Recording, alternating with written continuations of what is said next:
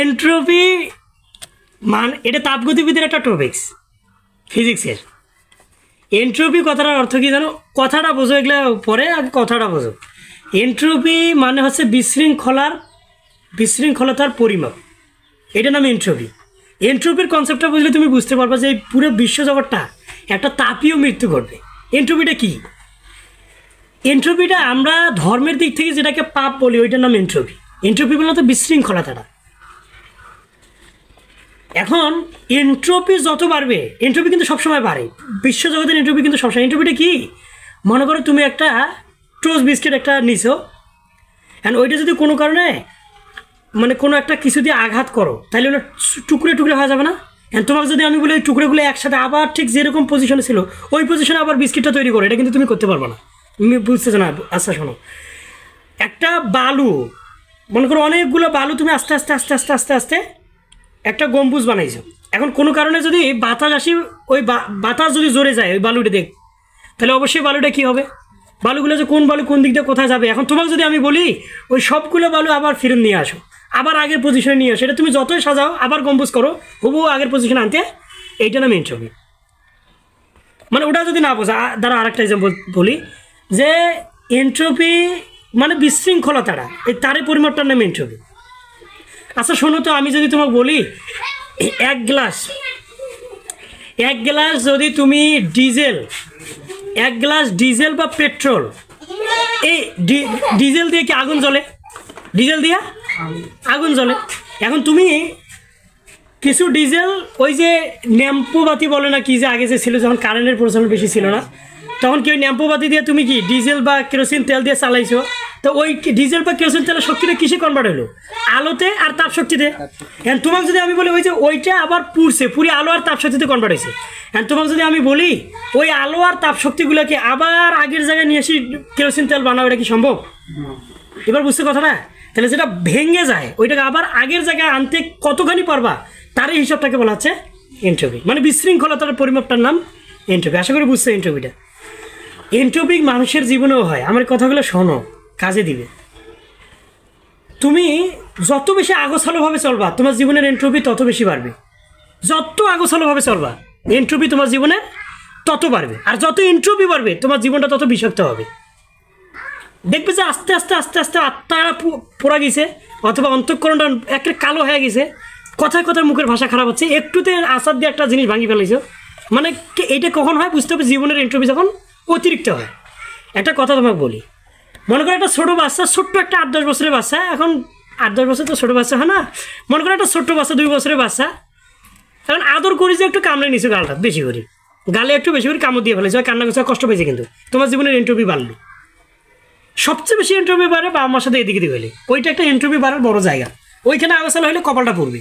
এখন তুমি আর কুলিয়ে উঠতে পারবে না। পৃথিবীর যত বড় সম্পদের মালিক হও, যত টাকার মালিক হও, তুমি ওই বাজার যাবে একটা জিনিস কিনতে, কিনেটা শেষ, আর একটা জিনিস কেনার দরকার ছিল, ওইটা কিনে বাসা আসছে, আসে আল্লাহ ওটা যে কিনে আনলাম না, তখন ফিরে আবার ওইটা জেনে গেছি, দেখবে যে তোমার মিলিয়ে পাবা না। একটা ছোট্ট একটা ভালো একটা জিনিস, একটা নতুন একটা মোবাইল কিনে আনছে, আনিয়ে হাত থেকে পড়ে গেলো প্রথম দিনে, ওইরকম হয়ে গেছে। এগুলো কিন্তু আন্দাজই হয় না, এগুলো এন্ট্রপির হিসাব। আর এইটাকে ধর্মে বলা হয়, এইটাকে পাপ বলে মানুষ। মানে পাপ যেটাকে বলে মানুষ ওইটাকে এন্ট্রপি বলে। এটা ফিজিক্সের কনসেপ্টে তোমাদের বুঝাচ্ছি, ওইটা নাম এন্ট্রপি। পাপ কখনো সুখ দেবে না, শান্তিও দেয় না, বুঝছো কি?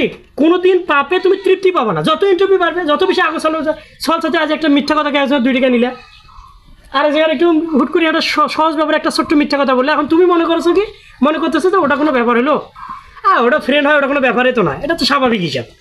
কিন্তু তুমি বুঝতেছো যে তোমার এন্ট্রপি প্রতি মুহূর্তে তুমি বাড়াচ্ছ, প্রতি মুহূর্তে তুমি তোমার এন্ট্রপিটা বৃদ্ধি করতেছো। আর এরকম এন্ট্রপি যার যত বেশি হবে, সে যত বড় প্রভাবশালী হোক, যত সম্পদের মালিক, শিক্ষাগত যোগ্যতা যত থাক, ওর পুরো জীবনটা বিষাক্ত হবে। আচ্ছা, উন্নত রাষ্ট্রগুলো কি, আমেরিকা, এরা অনেক উন্নত না জীবনযাত্রার দিক থেকে? উন্নত কি না?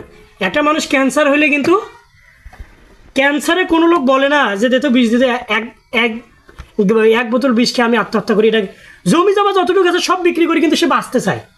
তাহলে সে মারা যাইতে চায় কখন? মানুষ মারা যায় না আত্মহত্যা, তাহলে আত্মহত্যা কেন করে?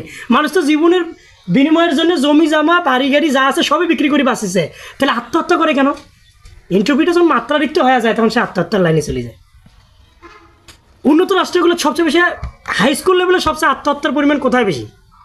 আমেরিকায়, অথচ উন্নত রাষ্ট্র।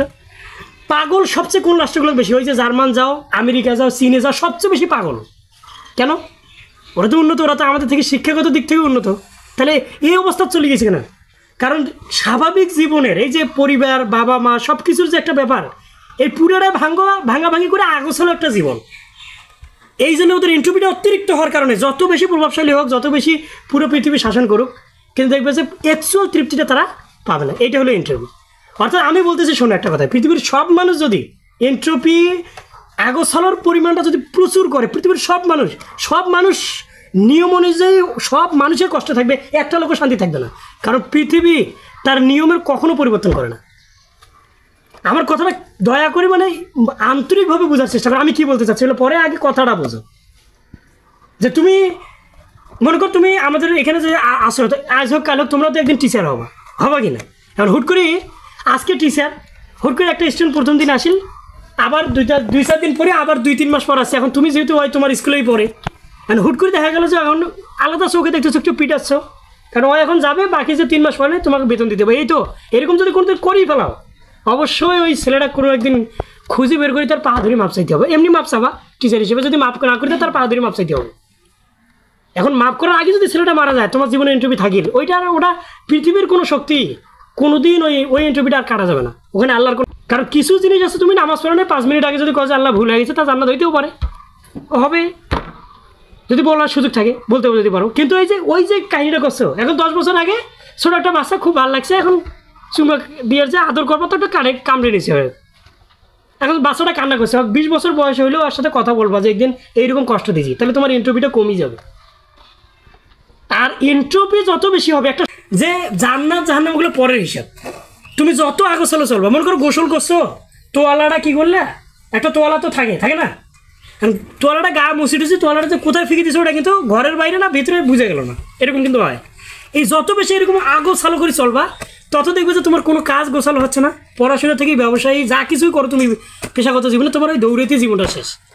প্রত্যেকটা কাজ গোছালো যেন হয়। সবচেয়ে ভালো হয় ভোরের সময় ঘুম থেকে উঠা, তাহলে এন্ট্রপির পরিমাণটা অনেকটা কম আছে।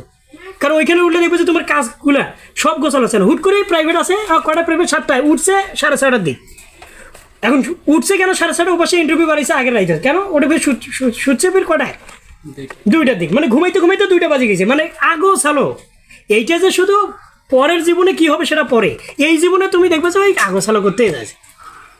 মানসিক তৃপ্তি, শান্তি এগুলো আলাদা হিসেবে একদিন তোমাদের সময় হলে বলবো। তাহলে আমি বলতে চাচ্ছি যে এন্ট্রপিটা আসলে কি, ধর্মে যেটাকে পাপ বলে, ফিজিক্সে ওইটাকে আমরা এন্ট্রপি বলি। যত বেশি আগোছালোভাবে চলবা, আরে চলো না, তুমি চলতে থাকো আগোছালো। তবে ভাগ্য নিয়ে পরে একদিন কথা বলবো যে এটা ফির কেন হয়, এটারও একটা কারণ আছে। তা আমি শুধু বললাম যে জীবন স্বচ্ছ করতে যদি চাও, সবচেয়ে বড় গুরুত্বপূর্ণ, এখন গুরুত্বপূর্ণ হচ্ছে তোমার মাইন্ডের স্বচ্ছ যেন থাকে। আর ধর না হয় নাই এই টাইপের মাইন্ড যেন না আসে, ধর না হবে না, একজন ভুল ধরে দিয়েছে, তোমার মনোযোগ দিয়ে কথাটা শোনো।